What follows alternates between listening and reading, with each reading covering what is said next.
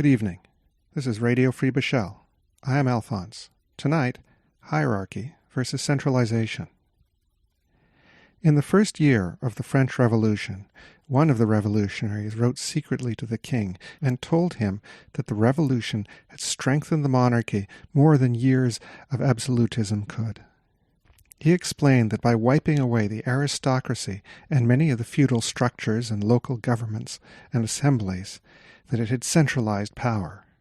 He said, and I quote, "Equality facilitates the exercise of power."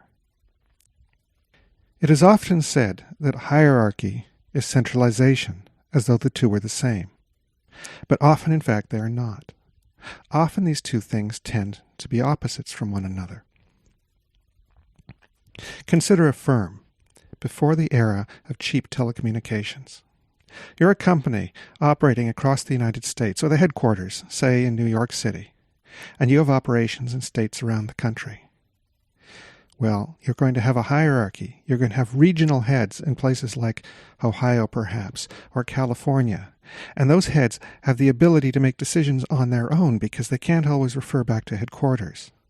And when you give them instructions, they have to interpret them on the ground according to local conditions. But consider afterwards, when that hierarchy is removed, as many management positions were removed in the 1980s and the 1990s. And instead of having layers of management, instructions came directly from headquarters, instructing the workers what to do. In this case, you have uniformity. There's the same thing done across the country. Commands are direct. There's no possibility of local mediation or interpretation. Even if there's a worker and you want to change something, whom do you talk to? Your local manager doesn't exist. And is the head of the company going to listen to you? Consider the situation of Amazon today, where operations are uniform and centralized to the point where workers are actually monitored and even fired by artificial intelligences. Hierarchy, in other words, introduces the possibility that the layers of the hierarchy will interpret and change the commands from the top.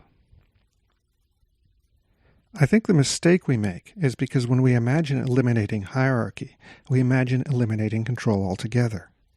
But if you have an organization that is pursuing goals, that needs coordination among the people working in it, that coordination has to be organized somehow. Hierarchy is one way. Central control is another. And it's not necessarily better. But then it's not necessarily worse either. I'm not really making a moral argument here. I mean, consider the civil rights movement in the United States, where you had local police chiefs and local governors in the South who were racist. And the civil rights movement, therefore, appealed to the center. They appealed to the federal government to step in and ensure the constitutional rights of black people. And this was hardly a new phenomenon. For centuries, peasants appealed to the king over the heads of the nobility who were oppressing them. But the real point here is that you can't really eliminate structure. If you remove it in one form, it tends to pop up in another. There's a famous paper from the early 1970s by a feminist who went by the name of Joreen, titled The Tyranny of Structurelessness. I highly recommend looking it up and reading it on the internet. She had experience with feminist activist organizations in the 60s and the early 1970s. And what she said is that most of these organizations attempted to be egalitarian. Instead of having a leadership hierarchy, they allowed everybody to participate as equals, at least in principle. That was the formal structure. But informally, what happened was that leadership arose anyway. There were individuals with more influence, groups and cliques within the organizations that ended up leading them the way they wanted them to go. But now, the hierarchy, the structure, was informal instead of formal. And this meant the other people, if they weren't happy with what was happening, they couldn't necessarily see how it was happening. There was a smokescreen, the myth that there was equality, that there was no structure. And even if they could see what was happening, there was no mechanism for pointing to it and trying to make changes. She compared, in fact, the lack of hierarchy in activist organizations to the idea of laissez-faire economics, the idea that the market, if left to itself, will produce equal or at least fair results. But that's not true. There have been experiments since then with markets, models in fact, which simulated a market in which all participants were initially equal. They had the same resources. And all could engage freely in trades. And the idea of trades in a market is that if two parties engage in a trade, each must benefit somehow. And yet, as this simulation iterated, inequality increased, until eventually nearly all the wealth was concentrated in the hands of one simulated participant. And this is a fairly general pattern. Very often we have structures that appear to be equal, and that in fact in some sense are equal, but that produce very unequal outcomes. This is true of the internet as well. In the early years, in the 1990s, in the early 2000s, it was believed that the internet was incredibly egalitarian. Because after all, anybody could create a website, and anybody could link to other sites. But in fact, the power in the internet has become concentrated in the hands of companies like Google and Facebook. And this isn't surprising.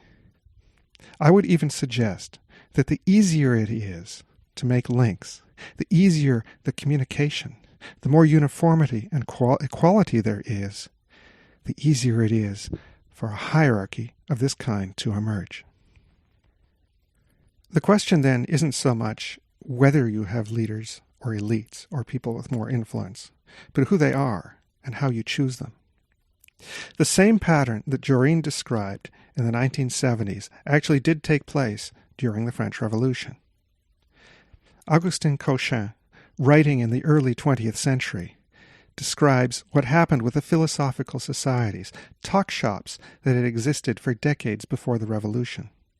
Now, like modern activist groups, these philosophical societies operated on the principle that everybody was equal, everybody participated, everybody got to vote. But that's not what happened in practice. Because, Cochin says, before each formal meeting of the society, there was an informal meeting, where the most active, most enthusiastic core got together, discussed the issues, and decided what their position was, and then contacted other people in the group and put pressure on them to go along.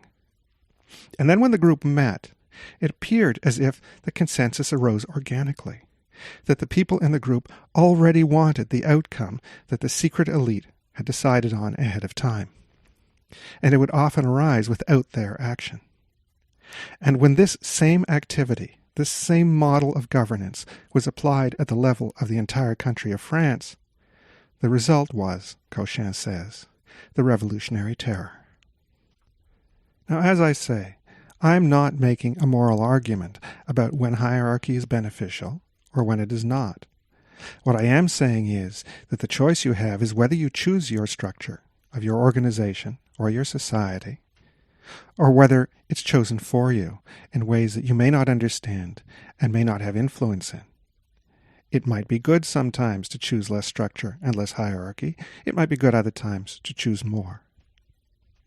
But the idea that we can just avoid the choice altogether, that we can just leave it up to what happens spontaneously, will often produce outcomes that we don't like. This is Alphonse for Radio Free Bashel, www.beszel.ca. Good night.